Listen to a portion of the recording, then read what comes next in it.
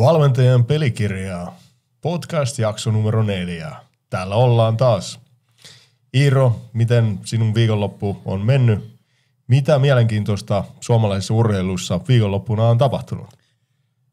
No aloitetaan vaikka mun omasta viime viikon nostosta, eli Jymy Hawks Nurmohallissa viikonloppuna F-liigaa salibändiä, niin siellähän kotijoukkueen Nurmon Jymy nyt jatkoajalla sitten ratkaisi pelin, eli yksi piste Hawksille Helsingin kotiin tuliaisiksi ja Nurmoon jäi 2 pistettä, mutta tuossa Hawksin päävalmentajan kanssa juteltua, niin tyytyväinen oli tähän yhteenkin pisteeseen, että siellä ollaan 1 piste kauempana muita joukkueita, mutta Nurmo on nyt 1 pisteen lähempänä. Olisi voinut olla myös Nurmo 3 pistettä lähempänä, jolta olisi voinut olla 0 pistettä muita kauempana, niin 1 piste taas kohti tavoitetta, eli sarjassa säilymistä.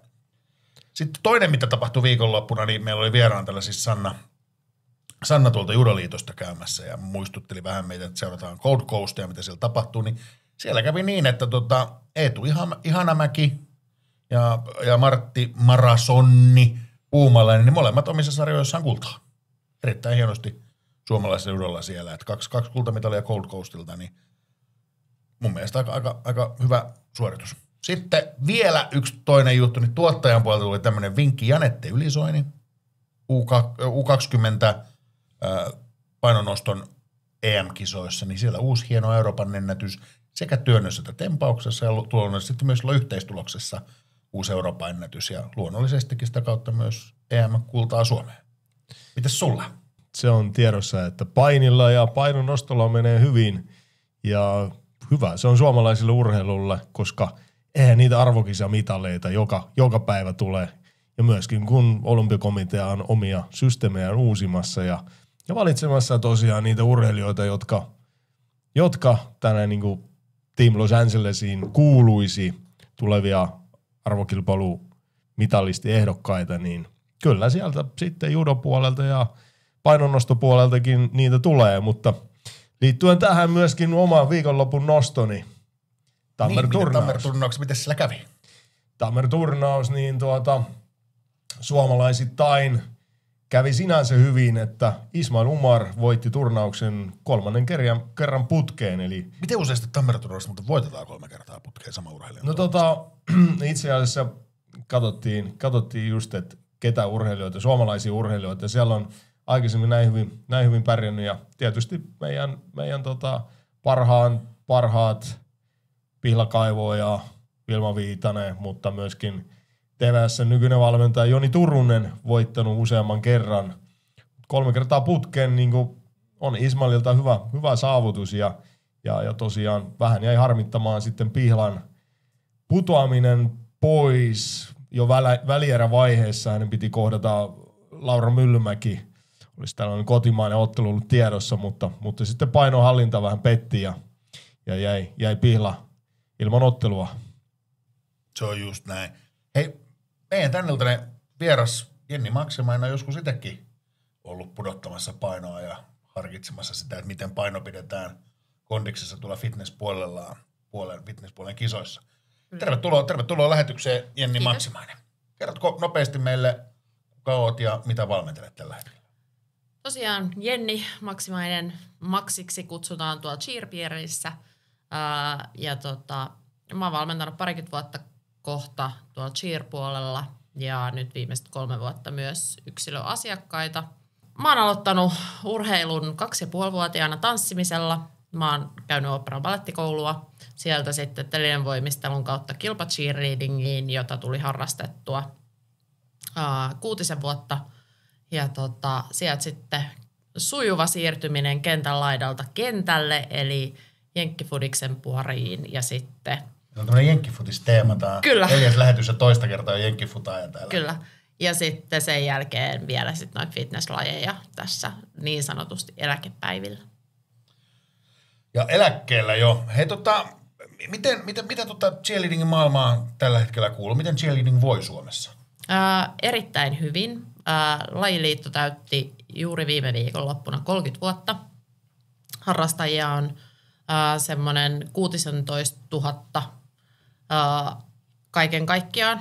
Ja SM-kisat käydään kerran vuodessa, sitten Itse asiassa kilpailukausi pyörähtää nyt joulukuussa käyntiin ensimmäisillä starttikisoilla, jotka jatkuu sitten alkuvuodesta.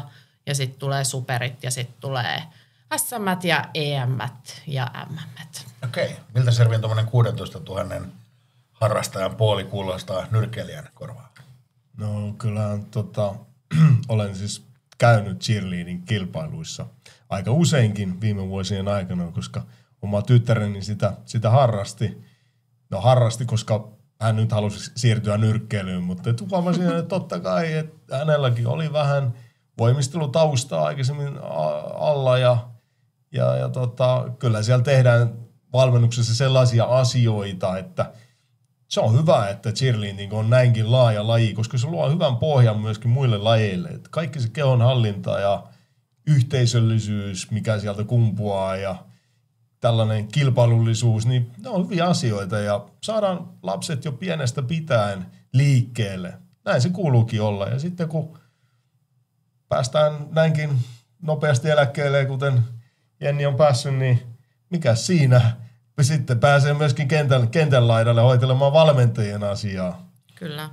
Just näin. Mulla tuossa nostit hyvin tuonne yhteisöllisyyden tuosta cheerleadingistä. Mitä valmentaja pystyy cheerleading-seurasta, tai miten te rakennatte sitä teidän yhteisöllisyyttä?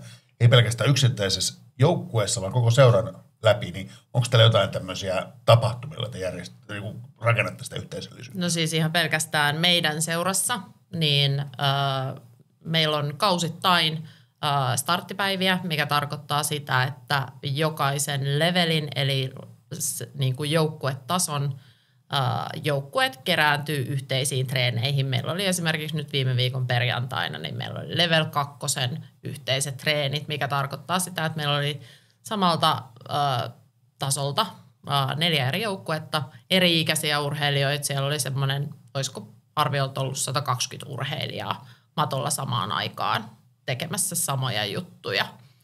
Ja nuorimmat oli junnuja ja sitten vanhimmat oli näitä mun omia valmennettavia klassikkourheilijoita, eli vanhin urheilija matolla oli yli 60 V. Jennille sellainen kysymys, kun olet pitkään jo cheerleadingissä ollut mukana ja lajiliittokin täytti jo 30 vuotta, eli cheerleading Suomessa todennäköisesti on nousukiidossa edelleen. Edelleen. Niin miten cheerleading on maailmanlaajuisesti pärjännyt? Miten aktiivisia niin kuin muissa maissa ollaan sitten cheerleading-harrastuksessa? No me itse väijyin noita MM-kisoja, jotka käytiin nyt kesällä. Ja siellä oli siis hyvin laajalla skaalalla Aasian maista, Etelä-Amerikan maista, Euroopassa luonnollisestikin, Suomi, Norja, Pohjoismaat edustettuna. Et hyvin niin kuin laajalla kädellä maasta kuin maasta on urheilijoita mukana. Joo, eli ei ole siis sellaisesta pohjoismaisesta tai suomalaisesta trendistä pelkästään kyse vaan että kyllä se onkin ihan maailmanlaajuinen laji. Kyllä. Vissiin tuolta Amerikan mantereelta lähtenyt. Joo, aikanaan. alun perin. Just näin. Ja nyt semmoinen, ehkä vielä jos joku katsojista ei tiedä, niin siis cheerleadinghän poikkeaa ja eroaa hyvin paljon siitä, mitä suuri kansa cheerleadinginä on ainakin aikaisemmin tuntenut, eli sillä jäähallissa rappusilla kykkivät tytöt niiden pompomiensa kanssa, huiskeensa kanssa, niin miten tämä niinku eroaa siitä, tämä cheerleading? No, ihan jos puhutaan cheerleadingistä, niin me muodostetaan kilpailuohjelma, jossa on elementtejä. Meillä on ensinnäkin 2 päälajia, eli meillä on tanssi ja sitten on tämä itse cheeri. Cheerissä ohjelman pituus on vajaa 3 minuuttia, huuto 45 sekuntia maksimissaan ja sitten sen jälkeen musiikkiin tehtävät akrobaattiset ja nostot ja mahdollisesti sitten jotain kevyttä tanssia jne. Siellä ohjelmaan ympättynä. Se vähän riippuu siitä, että millä levelillä esimerkiksi kilpaillaan vai kilpaillaanko ollenkaan esimerkiksi mistään edustuspaikoista, esimerkiksi SM:stä tai muuta. Joo, kyllä täytyy sanoa, että mulla oli taas vähän erilainen mielikuva siltä, kun tytär aloitti cheerleadingin, että mihin hän on oikeastaan menossa, kun katsonut just jenkkifutista, mihin tämä niinku ehkä yhdistetään enemmän, niin ei ole ei ole suinkaan kyse siitä, että siellä pompitaan vaan ja tanssitaan, vaan ihan kilpa-urheilulajista kyse ja kyllä siellä tehdään vakavasti duunia myös. Kyllä. Ja sitten meillä on erikseen vielä se cheer-tanssi, jossa sitten puhtaasti tehdään akrobaattisia liikkeitä ja tanssia. Se on äärimmäisen niin kuin tällainen vanhalla tanssitaustalla, niin äärimmäisen kiehtova laji myös se. Puhuttiin jo ennen lähetyksen alkuun hieman tuosta niin cheerleadingin valmentamisesta. Se poikkeaa hurjasti, vaikka esimerkiksi niin kuin Ervinkin sanoo tässä, että vaikka sä olet yksilölajin valmentaja, niin sä silti valmennat joukkuetta. Vaikka mä olen joukkuelajin valmentaja, niin me silti valmennetaan sillä tosi voimakkaasti yksilöä. Mutta cheerleadingissä tavallaan, kun siellä on se yksikkö tai se ryhmä, mikä toimii, että siellä on se nostajat, päälliset, pohjat ynnä muut, että se yksikkö on aina se, mikä tavallaan liikkuu ja toimii yhdessä, niin miten sä näet, että tämä eroaa niin kuin selkeästi niin kuin yksilövalmentamista tai joukkuekoon valmentamista, kun se on kuitenkin sellaisia paljon pienempiä yksiköitä, niin minkälaisia haasteita se asettaa valmentajalle? No ensinnäkin löytää niin sanotusti täydellisiä ryhmiä, jotka toimii nimenomaan yhdessä paremmin kuin se, että ne toimisivat toisia vastaan. Eli tosi paljon, varsinkin just viime kaudella, niin jouduttiin valmennuksen kesken miettimään henkilökemioita urheilijoiden välillä ja sitä, että miten me löydetään niin kuin mahdollisimman toimivat ryhmät, että me saadaan mahdollisimman hyvä lopputulos. Ja se varsinkin viime kaudella niin oli se, mikä paino eniten vaakakupissa siinä, kun muodostettiin kisajoukkuetta. Meillä oli viime kaudella urheilijoita meidän joukkueessa 38 ja kisamatolle pääsee 25, niin siellä on aika rankka pudotus jouduttu tekemään monen urheilijan kohdalla. Joo, mä voin kommentoida niin kuin vanhempana, joka toiselta puolelta sitä katsoo ja kyllä siellä kotona käydään sitten kovia keskusteluja joku urheilijan kanssa tai lapsen kanssa oikeastaan tai sitten kuunnellaan no, nämähän on kavereita ne tytöt sen keskenään, että joku, jos ei ole päässyt vaikka kaverijoukkueeseen, niin sitten on sellainen, että en mäkään sitten mene, jos ei mun kaveri pääse. Niin sitten ollaan vähän, että ei pitäisikö meillä olla tähän joukkueeseen valmentajien yhteydessä ja näin. Ja monet on nykypäivänä. Varmaan, ja sitten tulee sieltäkin niinku vähän painetta kodin suunnalta, mikä niinku tietysti varmaan muissakin lajeissa on samaa, mutta mä oon niinku kuitenkin yrittänyt olla ammattimainen siinä ja sanonut, että kyllä se valmentaja päättää, että ketä ne joukkueeseen haluaa ja totta kai valmentaja tavallaan niinku on vastuussa siitä, että miten se joukkue myöskin toimii. Kai he tietää paremmin kuin me siinä kotisohvalla. Ja tuohon vielä 38 urheilijaa voi olla ehkä niin, että ei välttämättä aika riitä ihan jokaista ohjeista niin tarkkaan kuin haluaisi. Vai riittääkö? Ei riitä missään just nimessä. Näin. Ja sitä kautta varmaan urheilijat joutuu jonkun verran, varmaan Ervin sunkin lajissa, meidän lajissa ainakin, niin joutuu tekemään tämmöistä omaehtoista työskentelyä. Eli esimerkiksi tämmöisiä asioita voidaan tehdä jossain muualla kuin siinä itse kilpamatolla tai kaukalossa, ehkä punttisaliharjoittelua tai muuta vastaavaa. Kyllä. Niin semmoisia varmaan joutuu aina silloin tällä urheilijoita vähän niin kuin ohjeistamaan, että pitäisi mennä. Kyllä, toimin myös joukkueen fysiikkavalmentajana, niin kyllä aika paljon tulee. Ja paljon tulee myös sellaisia, että on pieniä venähdyksiä, revähdyksiä, kolotuksia, vammoja, joihin pyydetään vinkkejä valmentajalta, että hei, miten mä saisin tätä fiksattua, onko sulla jotain kikka kolmosta, että selkä vähän prakailee, että ehkä ennen kaikkea semmoinen niin kuin kuntouttava ote siihen, niin kuin, että akuutit vammat hoidetaan mutta sitten niin kuin monella jää se kuntoutusajatus sieltä kokonaan unholaan. Käydään katsoa tuo meidän Itkee vai nauraa -osio ja jatketaan sen jälkeen tästä urheilijan kuntouttamisesta ja kuntoisuusharjoittelusta ja itsenäistä harjoittelusta vähän lisää.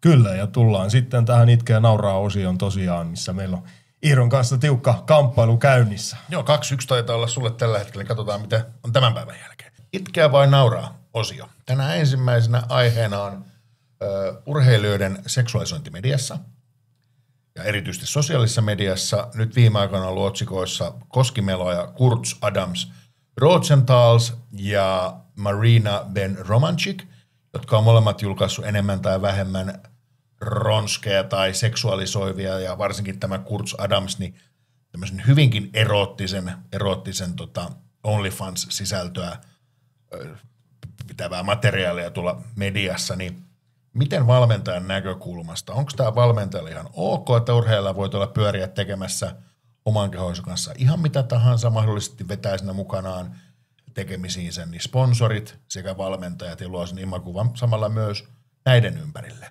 Niin mitä Ervin Kade koet valmentajana, onko tässä mihin kohtaan on vedettävä rajat? Niin, sehän on hyvä kysymys, että mihin kohtaan on vedettävä raja, että itse en ole, mulla ei ole tämmöistä OnlyFans-tiliä, en tiedä miten rajuja ne kohtaukset on, mutta siis näkisin niin, että kyllä urheilijan on rahoitettava jotenkin tämä oma urheilijan uraa ja sitten jos on näyttelijätaidot hyvät ja sillä tienaa, niin totta kai, miksi ei, mutta totta kai niin kuin voidaan ajatella, että mikä se raja sitten on, että onhan siellä kuitenkin aikuisia ihmisiä. Joo, mä oon taas ehkä enemmänkin sitä mieltä, että ihan kaikkea ei kannata kaiken kansan julki laittaa, vaikka se onkin siellä maksumuurin takana. Niin kyllä silti se urheilija ei ole pelkästään vastuussaan sitä omasta imakuvastaan, vaan myös tosiaan niiden valmentajien ja yhteistyökumppaneiden imagosta. Ei se voi olla niin, että se urheilija voi siellä niin sanotusti rumasti niin kuin pillupaljaana olla ja luulla ja kuvitella, että se koskee vain ja ainoastaan häntä. No siellä varmaan yhteistyökumppanit sitten joko vetäytyy tai ovat tukemassa sitä urheilijaa, että varmaan tärkeää sitten, että millä tasolla oikeastaan mennään. Että jos on sellaisen niin kuin alemman kastin urheilija ja ei oikein mitään muita tuloja ole, rahoittaa kallista harrastustaan tai haluaa niin kuin muuten elää hyvin, niin miksi ei, mutta sitten toisaalta kyllä se rajoittaa jotenkin ehkä yhteistyökumppaneiden saantia myös. Niin, ja mä en välttämättä rajaa sitä edes yhteistyökumppaneiden saantia, varsinkin sitten sen urheiluuran jälkeen, jos sä niin kuin sanot, että ei olla oltu ihan huipulla, ja jos sieltä välttämättä sitä OnlyFansista näitä miljoonia tuukkaan, niin jossakin kohtaa pitäisi vielä ehkä yrittää normaaliinkin työelämään päästä mukaan. Että kyllä siinä mun mielestä valmentajalla on myös aika iso vastuu opettaa sellaista tietynlaista mediakäyttäytymistä ja mediakontrollia. Että siellä ei tosiaan, ja meillä esimerkiksi seurassa on semmoinen, että me pelaajille kerrotaan, että älkää julkaisko itsestänne kuvia alkoholijuomien kanssa kesäfestareilla. Siellä on nuorempia urheilijoita, jotka katsoo teitä ylöspäin ja pitää teitä esikuvana.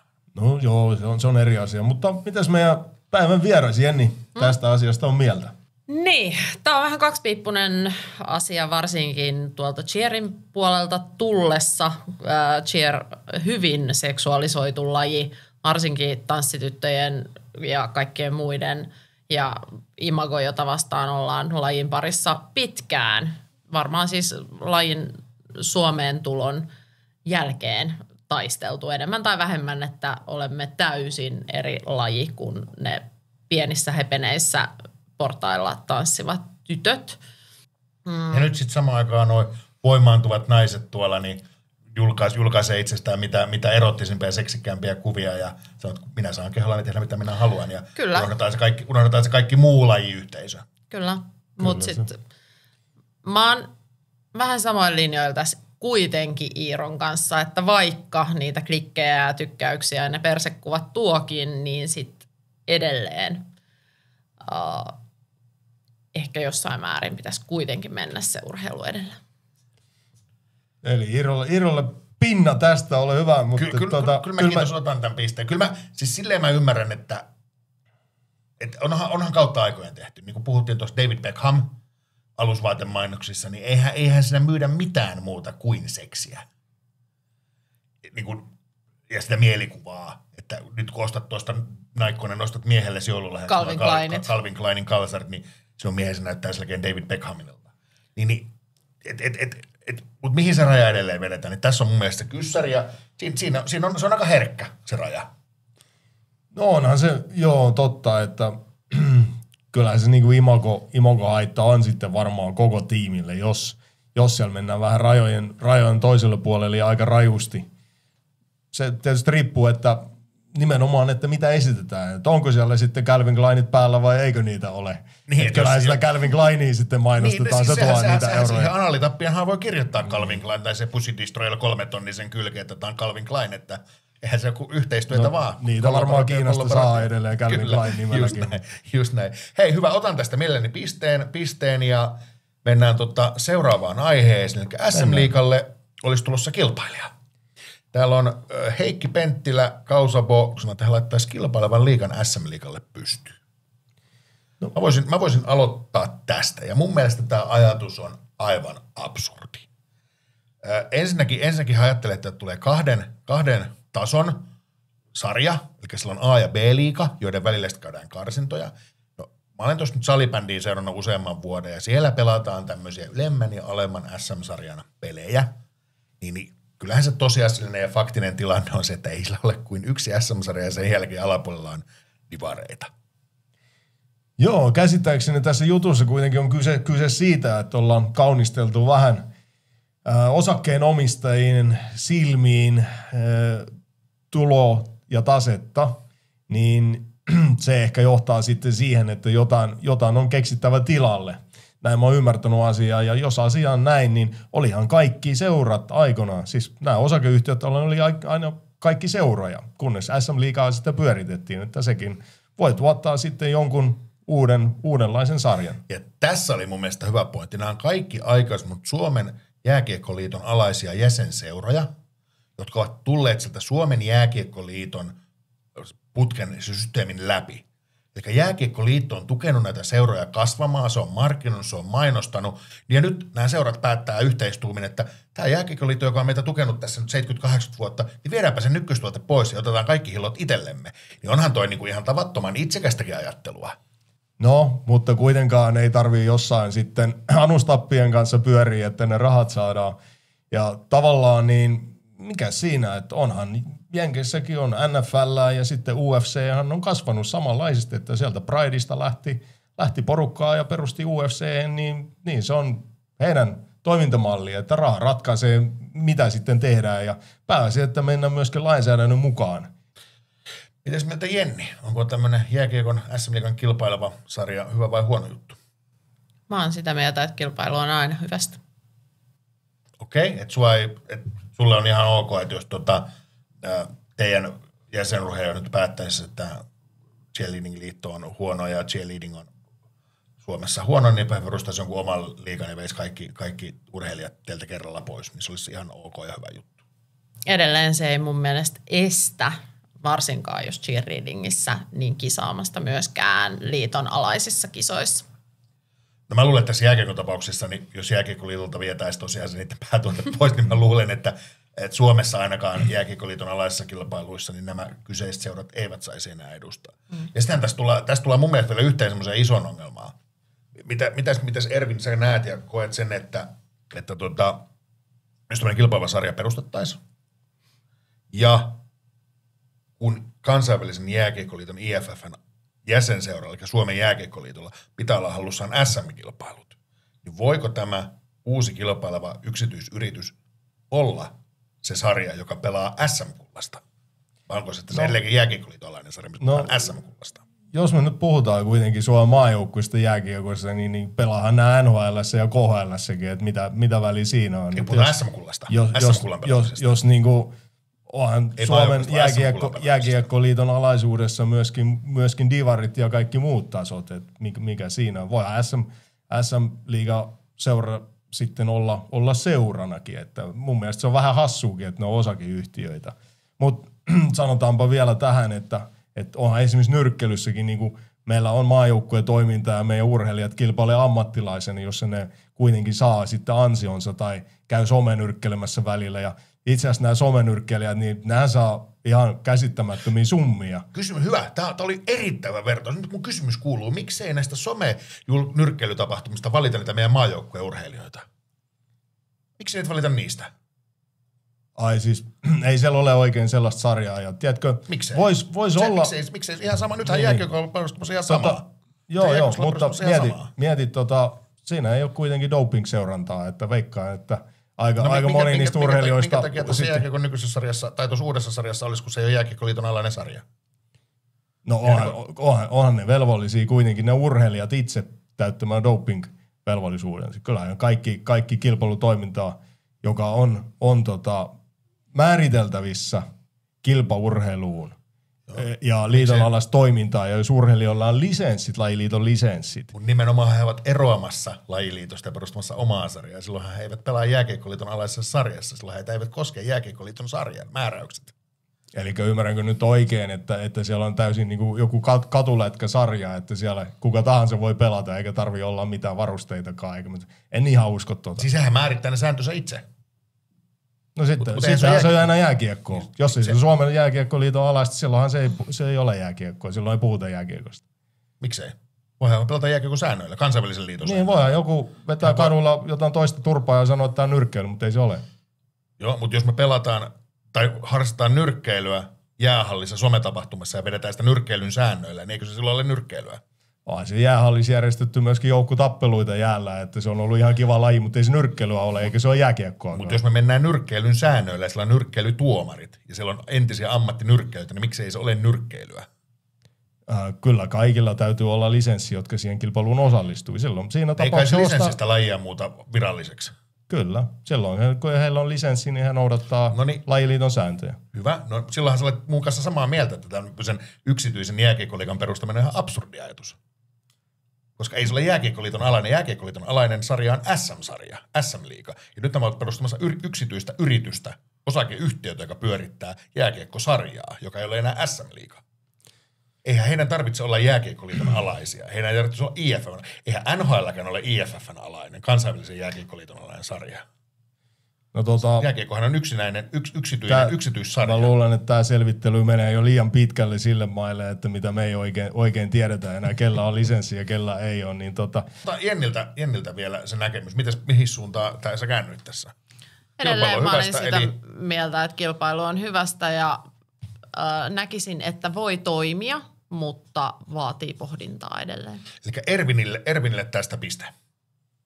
No niin, se sopii mulle ainakin yksi. Mennään viimeiseen aiheeseen. Viimeiseen aiheeseen tosiaan. Hei, supertähdet seura shoppailemassa. Tässä on viime vuosina jenkkiläiset, ison maailman tähdet tullut Eurooppaan ostelemaan erilaisia jalkapalloseuroja. Snoop Dogg, Tom Brady ja totta kai tunnetuimpina ehkä Ryan Reynolds ja Rob McElhenney, jotka ostavat Wrexhamin ja ovat nostaneet sieltä ihan pohjamudista tuonne Englannin top 30, top 40 joukkueisiin. Minkälaisia ajatuksia tämä herättää? Onko tämä pitkäkestoisesti pitkällä aikajänteellä hyvä juttu vai onko tämä vaan tämmöistä lyhyttä ekoboostausta? Mitäs mieltä Ervin Kahde? No totta kai tätä voi katsoa monelta kantilta, mutta ensimmäiseksi kyllä mä näen sen, että nämä on ammattilaisseuroja. Ja nämä ammattilaisseuran tavoite on totta kai tuottaa tulosta sitten osakkeenomistajille. Niin kyllä se osakkeenomistaja omalla imagollaan pystyy nostamaan sitä seuran tasoa tai seuran näkyvyyttä. Se on hyvä juttu. Mä taas koen, että tässä mennään vähän niin kuin perseidellä taas puuhun. Haetaan niiden miljonäärien kautta niitä pikavoittoja sinne seuroille. Öljymiljardöörejä on pyörinyt tuolla Englannin ja maailman liigoissa jo jonkun aikaa, useita kymmeniä vuosia. Eikä oikeastaan kuin kaksi onnistumista tullut, eli Paris Saint-Germain ja Manchester City, jotka on tässä onnistunut. Mä näen, että tässä on isommat riskit kuin hyödyt pitkällä aikavälillä. No kyllä mä näen taas, että se toimii myöskin toisinpäin, eli se on niille omistajille hyvä asia, eli se nostaa myöskin heidän imagoon. He tukevat tavallaan urheilua ja tiedän siis, että just nämä Saudi-miljonäärit, niin he kilpailevat näistä joukkueista, koska se on heidän imago-kysymys, eli kummalla on parempi joukkue ja he kilpailevat joukkueiden kautta, eli se on heidän tämmöistä hevosurheilua. Niin, eli tässähän tullaan just siihen, mikä mun mielestä on kaikkea väärin tässä lajissa, tai niin kuin urheilussa ylipäätään. Kyllähän se pitää mennä niin, että sinne sun omilla resursseilla, mitkä sulla sitä sun ympäristöstä ja yhteisöstä löytyy, sen yhteisön resursseilla rakennetaan sitä sun yhteistä tarinaa, eikä niin, että jostakin ulkopuolelta tulee iso rahoittaja, joka vaan pumppaa täyteen rahaa, ja sitten ostellaan ja ostellaan ja ostellaan ja ostellaan. Tämä on vähän sama kuin tuo SM-liigan juttu, eli kyllä sen pitää sen pitkäjänteisyyden ja sen omavaraisuuden, sen itsensä kehittämisen kaikessa olla se kantava johtotähti. No joo, jos me nyt puhutaan tavallisista seuroista, niin siinä se yhteisöllisyyden tuominen ja kilpaileminen niin kuin omilla resursseilla, niin sehän ollaan nähty, mihin se vie suomalaisessa urheilussa, eli ei paljon mihinkään. Että kyllä siinä niin kuin isossa, pitkässä juoksussa niin tarvitaan rahaa, ja tähän on bisnestä, eli tarvitaan totta kai niitä katsojalukuja, jotta me pystytään ostamaan myöskin hyviä pelaajia siinä joukkueeseen. Joo, no mitäs me sitten tehdään, kun ne rahat loppuu siltä Snoop Doggilta tai Tom Bradyltä, kun sitä pohjatyötä ei ole tehty ja sitä pitkäjänteistä omaa juniorityötä ja omaa kasvatustyötä ei ole tehty. Kun ne rahat loppuu, niin mitä sitten tapahtuu? Kyllä näillä seuroilla on nimenomaan sitä omaa kasvatustyötä, joka tuloutetaan siinä seuran kautta ja laitetaan uudestaan sinne urheiluun takaisin. Tähän se juttu on. Mutta mihin me tarvitaan sitä näitä ulkopuolisia miljonäärejä ja miljardöörejä? No ne hinnat vaan on noussut niin korkealle todennäköisesti, että heillä on mahdollisuus viedä sitä hommaa eteenpäin. Ja nyt ollaan vähän uudenlaisessa maailmassa, eli medianäkyvyys on kaikki kaikessa ja tämä on urheilun tulevaisuus, että joko käydään sen kanssa yhtä jalkaa tai sitten käydään eri jalkaa.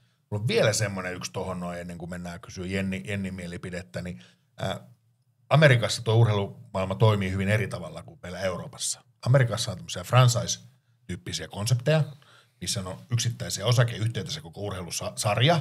Ne on suljettuja sarjoja, sieltä ei voi nousta, sinne ei voi pudota muuta kuin rahalla ostamalla lisenssiin siihen sarjaan. Ja siellä tavallaan sitä, että sä jäät viimeiseksi, niin sillä palkitaan tämmöisellä draft-oikeudella draftata parhaat tulevaisuuden juniorit. Kun taas Euroopassa, jos sä jäät viimeiseksi, niin sua ei todellakaan palkita, vaan lähtee mainos tulee, lähtee sponsori tulee, lähtee TV tulee ja putoat vielä yhden sarjapykälän alaspäin, eli lähtee myös todennäköisesti katsoja tulee. Niin miten sä luulet, että tämmöiset jenkkimiljonöörit, niin pystyykö ne käsittelemään edes tuommoista konseptia, kun on elänyt täysin erilaisessa konseptissa?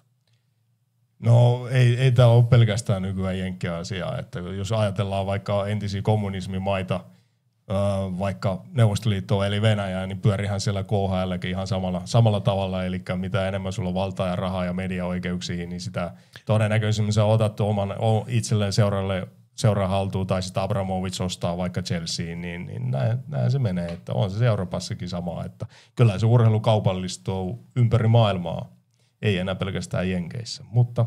Mitäs Jenni? Mitä mieltä? Onko hyvä vai huono juttu, että supertähdet ostelee perinteisiä urheiluseuroja? Taas semmoinen aihe, että kummassakin on hyvät ja huonot puolensa. Tämä olisi hirvittävän huono pitää väittelykilpailuja. Niin olisi, kyllä, just näin. Tässä kova pohdinta, aivan raksuun. Kyllä, Wrexhamia seuranneena, niin mä oon sitä mieltä, että on hyvä juttu. Kyllähän sillä tuleva maanmieheni Ryan Reynolds Kanadasta ja Rob McElhenney on tehnyt Wrexhamin kanssa hienoa työtä ja saanut koko kaupungin tavallaan uuteen kukoistukseen. Ton kaltaisen mä ehkä niinku hyväksynkin. Että tavallaan, että sinne tuodaan paljon sitä yhteisöllisyyttä lisää. Et nyt mua niinku ehkä eniten tässä just nimenomaan toi niinku puhdas Saudi-raha ja semmoinen, että sä vaan tunget sitä rahaa tekemättä mitään muuta ja vaan ekopönkitä, niin se ehkä semmoinen, mikä mua niinku vähän häiritsee. Niin, siinä on varmaan niinku ihan kummaskin näkökannassa puoli hyviä ja huonoja puolia, niin mä näen sen tavallaan silleen, että esimerkiksi jos otetaan vaikka Snoop Dogg, niin hän mainostaa myöskin Losin olympialaisia, eli se on totta kai niin kuin tarkoitus on saada lisänäkyvyyttä ja tämä nykyaika se, että me tuotetaan tavallaan sinne ihan niin kuin seuratasolle, koska kyllä ne pikkujunnut uneksii niistä olympialaisista, niin ei olympialaisia nykyään enää pysty pitämään. Ne on helvetin kalliit. Eikö just näin? Kyllä mun mielestä niin jokaisen pikkulapsen unelma pitää olla päästä olympialaiseen, että saa tehdä selkeä oma OnlyFans-tili, että saa rahaa. Niinkö? Ei sillä. OnlyFans voi tehdä ihan olympialaisiakin, että se ei varmaan ole pelkästään siitä kiinni. Just näin. Hei, Ervinille, että meni tämän päivän väittelyt ja siirryit 3-1 johtoon kokonaistilanteessa. No ehkä se on mulle ihan ok. No kiva, että sulla on ihan ok, että johdat väittelyä. Jatketaan vielä hetki Jennin kanssa urheilijoiden omatoimista harjoittelusta ja mahdollista kuntosaliharjoittelusta. Niin tuossa tuli Erviniltä ihan hyvä kysymys liittyen cheerleadingiin, niin toistatko sen vielä? Toista mielelläni, koska sanoisin näin, että vierestä seuranneena niin tuli mieleen sellainen kysymys, että kun siellä aika kovilla rasituksilla mennään ja saattaa olla toki sellaisiakin juttuja, että ihan treeneissä kaadutaan tai jotain ja sitten se rasitusvamma tavallaan niin kuin syvenee vielä. Niin onko sulla jotain sellaisia vinkkejä, että miten urheilijan niin kuin itse kannattaisi tehdä, että onko mitään lihashuoltoa tai kotiharjoittelukonsteja, millä voisi niitä rasitusvammoja ennaltaehkäistä? Omatoimiharjoittelu on yksi iso, millä pystyy. Sitten toki päästään uneen, ravitsemukseen, ylipäätänsä palautumiseen, treenien syklittämiseen.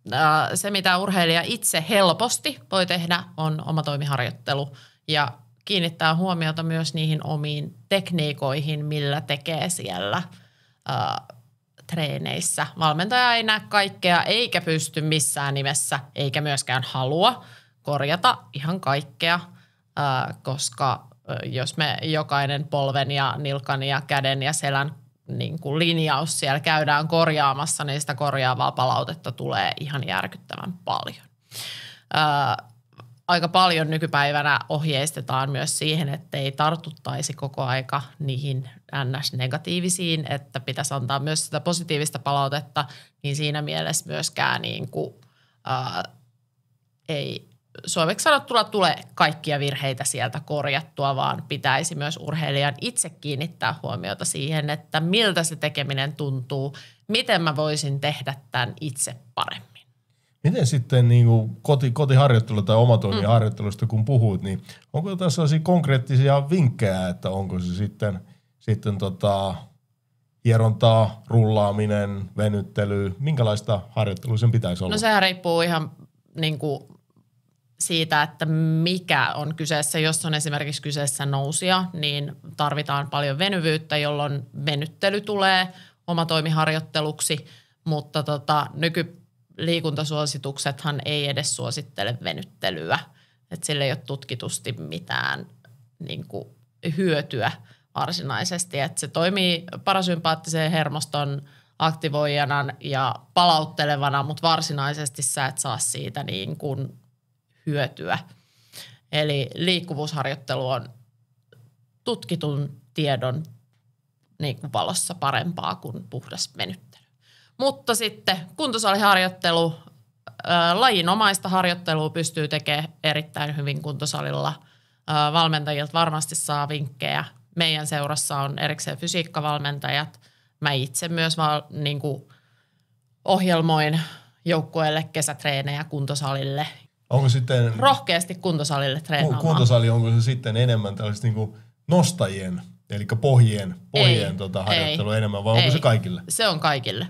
Myös nousijat tarvii voimaa.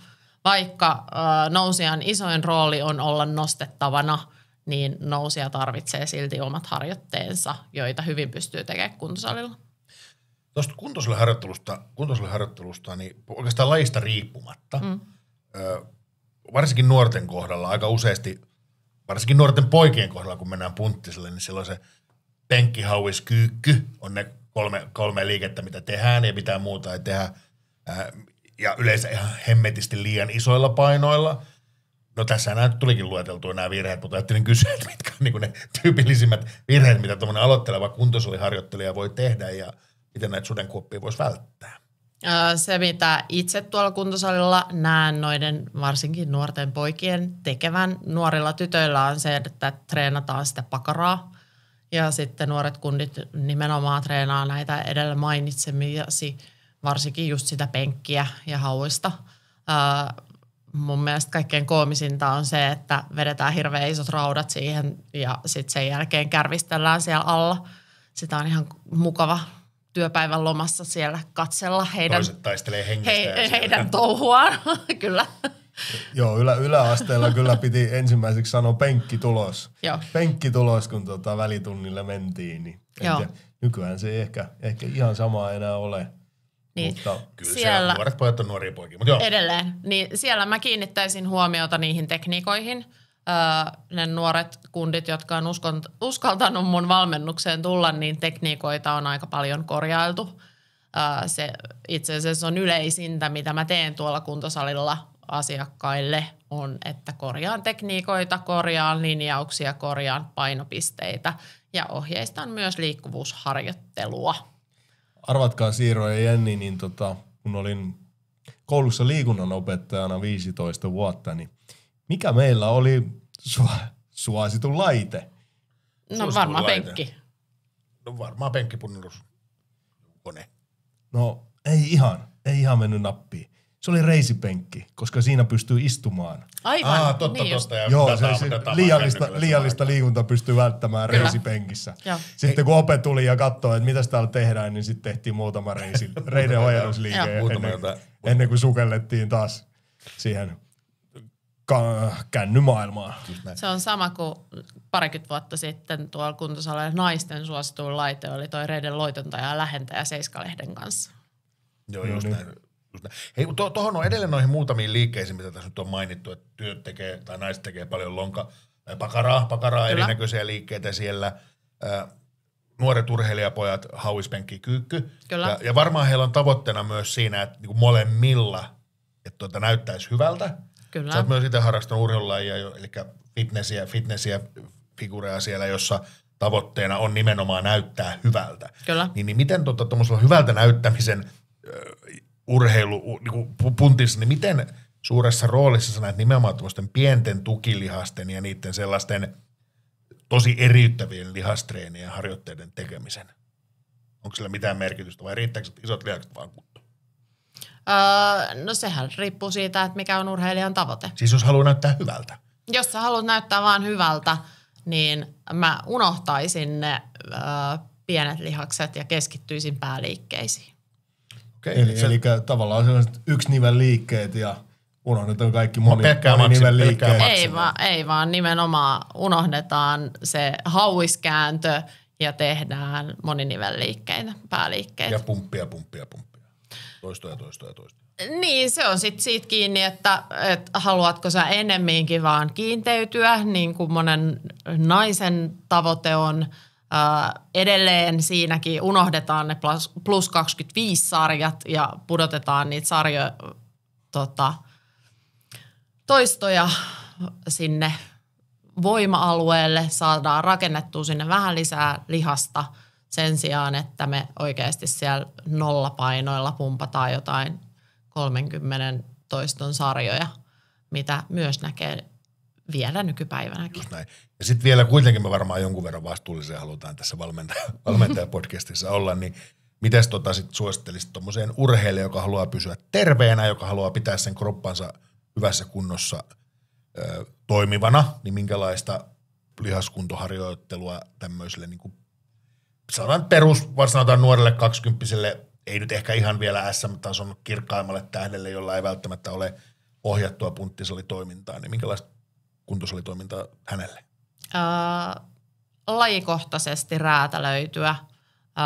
PT on äärimmäisen päteviä, osaavia siinä, että osaa huomioida erilaiset lajit.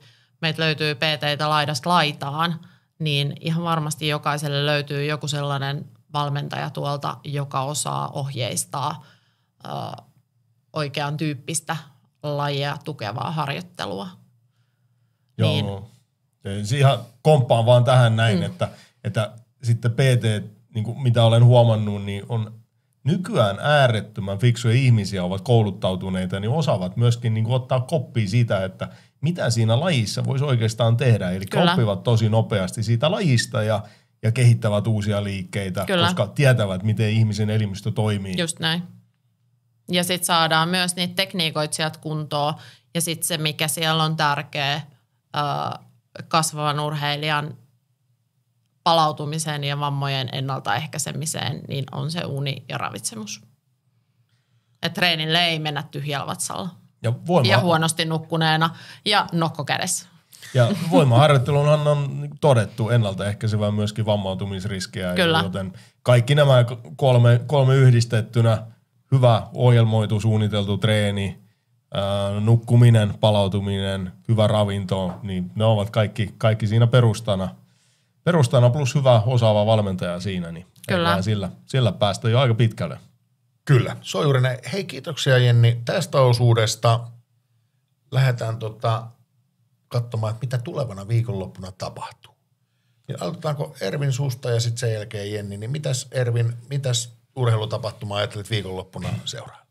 No nyt on sen verran kiireellistä ollut tuon nyrkkelyn parissa, että viikonloppuna nuorten SM:t Tikkurilan urheilutalossa tänä viikonloppuna ennätysmäärä osallistujia Ja siitä tullaan sitten kasamaan ensi vuoden PM-joukkuetta muun muassa, niin totta kai itse olen sitä seuraamassa. Ai taas työsi puolesta. No kyllä se valitettavasti on näin, että sitten muille lajeille jää jämäaika. Nyrkkylä nuorten SM-kisat ykkösenä. Ei tsemppiä oikeasti niihin. Toivottavasti sieltä tulee hyviä löytöjä, hyviä nostoja. Toivottavasti tulee uusia breakthrough-tähtiä sieltä kovasti. Jenni, mitäs nostetaan viikonlopun top 3 urheilulistalle? Mä tossa just kuuntelin ton Björn Borgin Elämän kerran. Onko sä aloittanut pelaamisen taas? Ei, kyllähän on hyvin vahvasti eläkkeellä, mutta sitä kontraten niin Talissa pelataan tällä viikolla HPP Open, miesten ATP Challenge-kilpailu, joka on siis Suomen suurin kansainvälinen tenniksen tapahtuma. Okei, ootko menossa sinne paikan päälle, kun puoliso ei kotona viikolla? No itse asiassa en pääse paikalle seuraamaan. Olen valitettavasti töissä sairaalassa viikonloppuna, koska olen tämmöinen monitalentti, kyllä. Niin. En valitettavasti pääse paikalle seuraamaan, mutta mielenkiintoista olisi käydä katsoa livenä tennistä, varsinkin kun on tommonen iso kansainvälinen kisa Suomessa. Okei. Ja Siiro, mitä sun viikonloppuun kuuluu? Mitä on mulla on vähän sama kuin sulla. Eli maajoukkueen hommia, tai sulla on nyt SM-kisat tuossa, mutta mulla on maajoukkueen hommia. Tällä kertaa kanadalaisten kanssa lähdetään Islantiin pelaamaan pari maaottelua ja toimii samalla meidän tämmöisenä europlayereiden, eurooppalaisten pelaajien vähän niin kuin näyteikkunana maajoukkuetasolla, että siellä on muutamia kanadalaisia, Kanadassa asuvia kanadalaisia ja Euroopassa asuvia kanadalaisia, niin päästään heidän kanssaan pari ottelua Islannin maajoukkuetta vastaan vääntämään ja sitten ruvetaan rakentelemaan joukkuetta jo. Meillä on Tampereella 26 joulukuussa niin MM-kisat, niin pikkuhiljaa sitä projektia käyntiin tässä, että semmoinen on viikonloppu mulle. Mä nostan sitten sen. En varmaan ehkä jostakin striimistä löytyy, en ole ihan varma vielä, mutta siellä mä voin vilkutella sitten, jos joku striimi on. Mielenkiintoista, joo. Kyllä se valitettavasti tähän lajipariin niin kuin mun osalta sitten jääkin, vaikka Yle Urheilu varmaan tarjoaa ihan hyvin monipuolista viihdettä myöskin sunnuntaisin, ja jos siellä yleensä laitan telkun vaan päälle ja katon. Jotain sieltä tulee aina. Että tuleeko sieltä jotain. No, tai sitten itse asiassa oikeastaan mitä mä seuraan, niin on tää koripallon Baltian liiga, eli jos koripalloa pystyy katsomaan, niin jos olisin hieman pidempi, niin varmaan koripallo olisi mun laji. Mutta saako siinä lyödä niin kuin jääkiekossa? Kyllähän niitä pieniä aina tällaisia tönäisyjä on tullut, mutta ollaan itse asiassa joskus yliopiston aikana pidetty yliopiston koripallojoukkueelle ihan nyrkkeilytreenit ja kova. Kyllä he ovat olleet innoissaan. Hei, eikös me lyödä tälle päivälle homma pakettiin. Kiitoksia Jenni Maksimainen paikalla olemisesta ja tsemppiä Ervin SM-kisoihin hyvin paljon ja ensi viikolla taas nähdään. Kiitos joo, kuin myös Siirrolle, niin nähdään ensi viikolla. Jäpäräpäduu!